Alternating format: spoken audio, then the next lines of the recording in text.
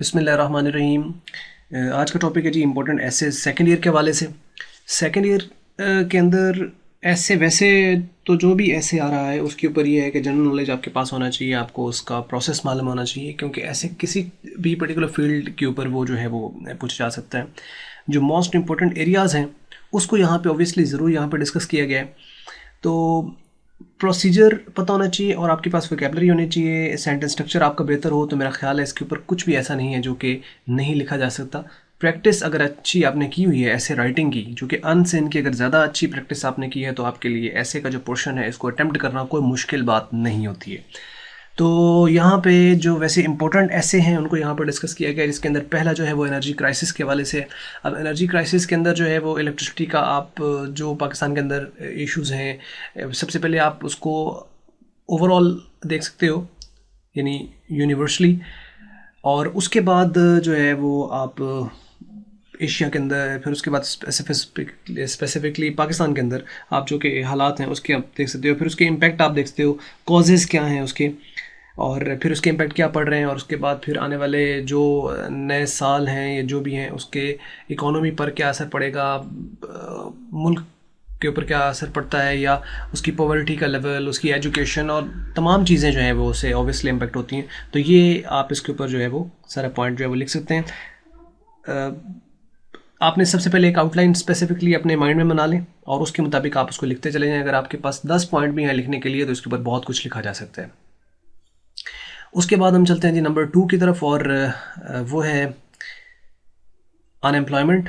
और अनएम्प्लॉयमेंट जो है यहाँ से आप सबसे पहले इसका डिस्कस करेंगे, इसका इंट्रोडक्शन, जिसमें आप ये बताएंगे कि एम्प्लॉयमेंट एक्चुअल में क्या होती है, और एजुकेशन का जो है वो गोल एक्चुअल में क्या है, और एजुकेशन से कितने लोगों को फ़ायदा हो रहा है, वो सारी चीज़ें इसका डिस्कस करके, और उसमें आप फिर अनएम्प्लॉयमेंट की तरफ आते हैं कि अनएम्प्लॉयमेंट जो है वो उसके कॉजेज़ क्या हैं। सबसे बड़ी बात, बहुत सारे कॉजेज़ हैं और एक कॉज के ऊपर भी अगर आप 3 से 4 5 लाइनें भी लिखते हैं तो बहुत कुछ उसके ऊपर लिखा जाता है। फिर उसके जो है वो इम्पैक्ट क्या पड़ रहे हैं, और इम्पैक्ट के बाद फिर आप ये डिस्कस कर सकते हैं इसके अंदर कि अब इसकी रेमेडीज़ क्या हैं, अब इसको इससे बाहर कैसे आया जा सकता है।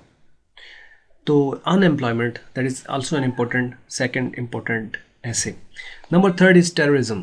टेररिज्म के ऊपर जो है बहुत कुछ मटेरियल है वैसे लिखने के लिए, और इसको सबसे पहले तो यहाँ एक पॉइंट ऑफ व्यू आप दे सकते हैं कि टेररिज्म एक्चुअल में जिस तरीके से डिफ़ाइन जिस चीज़ को किया गया है कि टेररिज्म किस चीज़ को कहा गया है या क्या है, उसके ऊपर ये एक लंबी बहस है। इसको मतलब कि नॉलेज होना इसके ऊपर ज़रूरी है, तभी आप इसके ऊपर लिख सकते हैं, क्योंकि जो चीज़ दिखाई जाती है एक्चुअल में वैसा नहीं होता, या जो चीज़ कही जा रही होती है एक्चुअल में ऐसा कुछ नहीं होता, जो नहीं होता वो एक्चुअल में होता है। टेररिज्म के ऊपर जो है मीन आपने इसके अंदर ये बताना है कि एक्चुअल में इसके वजूहात क्या हैं और रीजंस क्या हैं। बहुत सारे फैक्टर जो आप पहले जैसे अनएम्प्लॉयमेंट और ये चीज़ें आप डिस्कस कर चुके हैं, या लोगों को जो है उनकी जो बुनियादी ज़रूरतें पूरी नहीं हो रही हैं, तो उससे लोग जो है वो एक तो वैसे बेचैनी और उस चीज़ का एक माहौल बनता है जिससे लोग जो है वो वायलेंस का शिकार होते हैं। या अब ये जो टेररिज्म का ये कहा गया है इसके ऊपर कॉजेज़ मेन वही आपने डिस्कस करने हैं, और उसके बाद फिर उसके इम्पैक्ट, और द लास्ट वन कि इसके फिर क्या इसकी रेमेडीज़ क्या हैं, ये आप यहाँ पे डिस्कस कर सकते हैं। Number next is drug addiction. इसके भी जो है वो क्यों एक बंदा आदी हो जाता है ड्रग लेने के लिए, और उसका फिर उसको क्या उसका सोल्यूशन उसके पास क्या है, यानी अगर बंदा ड्रग एडिक्ट है तो उसको इससे बाहर किस तरीके से लाया जा सकता है। ये सारी चीज़ें इसके अंदर जो है वो यहाँ पे आ सकती हैं ड्रग एडिक्शन में। And number 5 is that corruption, that is a main root of the major disadvantage of any particular country's economic conditions, जो कि उसकी जो सबसे मेन जो है वो तरक्की की राह के अंदर सबसे बड़ी जो रुकावट है वो करप्शन है।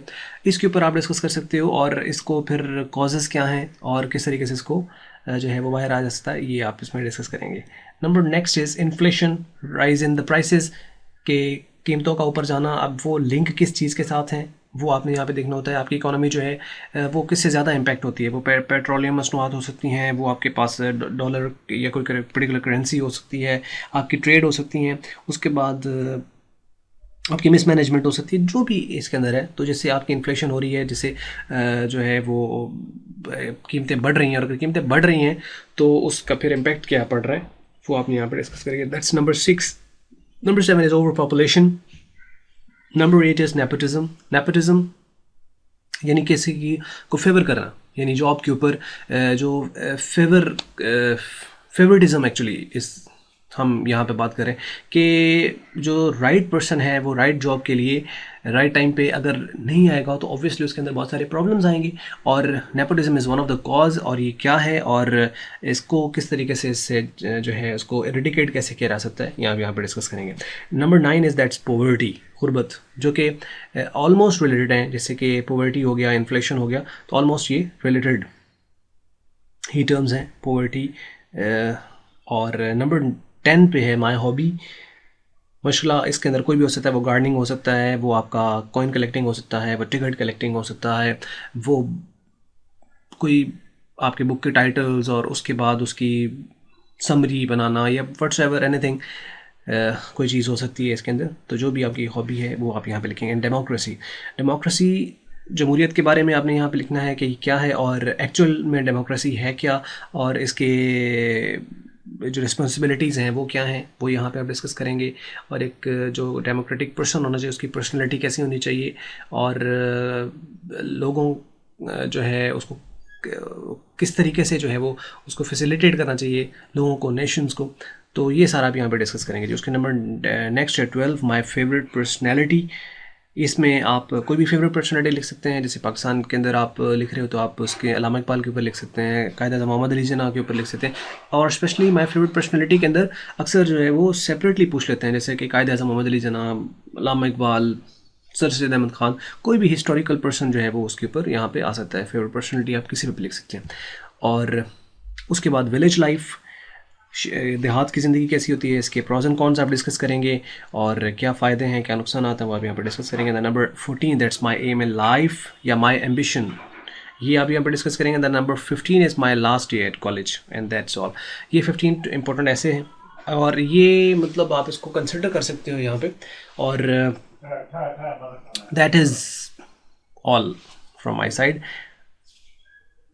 मेन यही है, इसके अलावा आगे पीछे कोई आप जो भी ऐसे हैं उसको आप कंसिडर कर लें। और बात यहाँ पे आगे ख़त्म होती है कि आपने इनको रटना नहीं है, इसका रीजंस देख लें, इसके सब वो कॉजेज़ देखें कि एक ऐसे लिखा जा रहा है तो किस तरीके से उसका पैटर्न क्या है, वे आउट क्या है। अगर आप उस वे आउट को देख लेते हैं तो बाकी आपने पॉइंट्स याद रखने हैं और उसको लिखना है। That's it. तो ये था जी। वीडियो अच्छी लगी तो उसको लाइक करें, नहीं अच्छी लगी तो उसको डिसलाइक, और वीडियो देखने का आपको बहुत शुक्रिया।